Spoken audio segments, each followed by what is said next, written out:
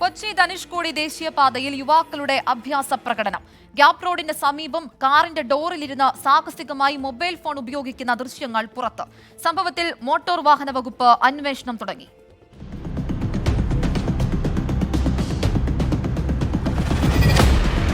ഇന്നു രാവിലെയാണ് കൊച്ചി ധനുഷ്കോടി ദേശീയപാതയിൽ ഗ്യാപ് റോഡിന് സമീപം പത്തനംതിട്ട രജിസ്ട്രേഷനുള്ള ഓൾട്ടോ കാറിൽ യുവാക്കൾ അഭ്യാസ പ്രകടനം നടത്തിയത്. അപകടകരമായ രീതിയിൽ കാറിന്റെ ഡോറിലിരുന്ന യുവാവ് സഞ്ചരിക്കുകയായിരുന്നു. ഒരു കൈയിൽ മൊബൈൽ ഫോൺ ഉപയോഗിച്ചാണ് സാഹസിക യാത്ര നടത്തിയത്.